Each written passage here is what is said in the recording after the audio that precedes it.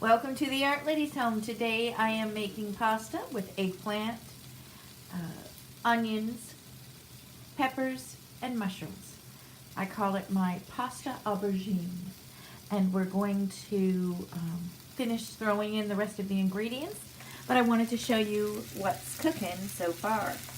Right now I have the eggplant. I cut the entire eggplant up into, you can see little cubes here. That's probably about half-inch cubes, half-inch to inch cubes, randomly cut. And then I've also put in this saute here. I've also put in an entire onion, pretty large size onion. And so I've sauteed that up, and I've cooked it over medium heat, so it gets a little, crispy a little bit. I don't want it to be too soggy here. You can see some of it's browning nicely. I put about a tablespoon of olive oil in the pan originally and threw in the eggplant, and then and as I was cutting up the onions, I let that cook a bit, and then I threw in my onion. And then meanwhile, I was cutting up the rest of the ingredients, which is, it was about 6 or 8 portobello mushrooms and then 1 small pepper. And I did throw in 2 cloves of garlic, but I'm going to throw the rest of that garlic right in there. The rest of that bulb is going in to the pot as well. And I'm going to saute it now. I'm going to turn my pan down a little bit lower here while I cut up the garlic. And I'll show you what it looks like in the next steps. Okay, my pasta sauce is simmering nicely. What I did was I tossed in the peppers and the mushrooms, and I sauteed those for a few minutes until brown along with my garlic. And then I added a 24-ounce can of just an inexpensive pasta sauce, and then I added a 1.5 cans of water. And what this is going to do is this makes it more liquid so that I can actually cook my pasta in the same pot. You can see it's kind of runny here. And so what I'm going to do is push aside my vegetables, and as soon as this starts to boil or bubble, then I will put in my pasta. And the pasta that I'm using is a vegetable-based pasta. So any vegetable-based pasta will work. I think I tried asparagus one time, or it was artichoke and spinach pasta. I think that's what it was. That was absolutely delicious. This is just an all veggie, simple veggie pasta here.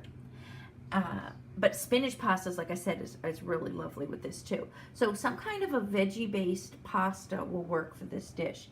That way it doesn't produce as much starch in the actual pot.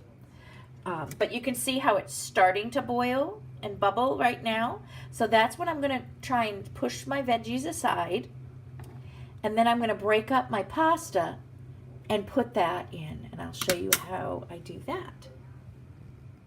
Okay, we're starting a nice boil. I have my stove, by the way, set on a 3. I'm going to move it down now that it's bubbling to a 2. It's going to retain its heat, but then slowly simmer the pasta. And what I do for the veggie pasta is I break this in half so it's not so long. And actually, I've always done my pasta this way anyways. Breaking it in half. And then I'm going to lay it in here. And I find the veggie pastas, the spinach is actually my favorites. But the veggie pastas, they don't stick together like the other regular pastas. I like the blend of it. And so I'm submerging it in here. And this liquid is going to be absorbed by the pasta.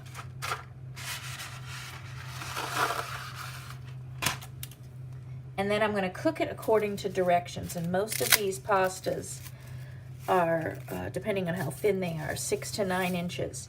You could use the thin spaghetti, vermicelli. I don't know if I would use the thicker fettuccine noodles. I would cook those, or at least partially cook those first. But that kind of defeats the purpose of this, because for me, I want one dish, a one-dish pasta wonder. That way I'm not cleaning all those pots and pans. It's just easier for me. I don't know. I guess I'm really lazy when it comes to dishes. Especially when I've worked all day. I don't feel like cleaning up a huge kitchen mess.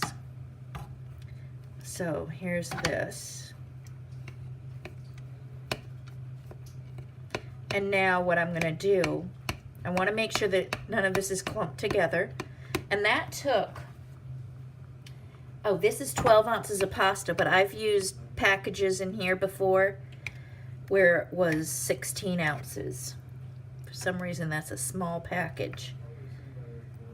Okay, I'd rather, you know, of course, I like cooking with a whole pound of pasta in here, and it'll fill it up nicely. So either if you have the 16 ounce, that's fine too. This dish, actually, by the way, is, I think it's 14.5 inches wide, so it's a pretty large pan here.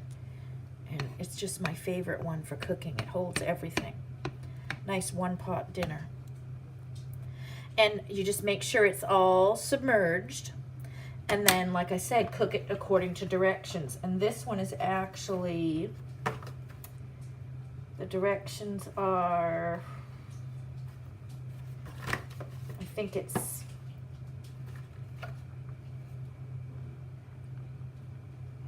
9 minutes. So I'm going to check it in about 8 minutes to see what's up with it and see how it's done. If it's tender enough, and I will actually put my cover on top of this. So I'm gonna cover this.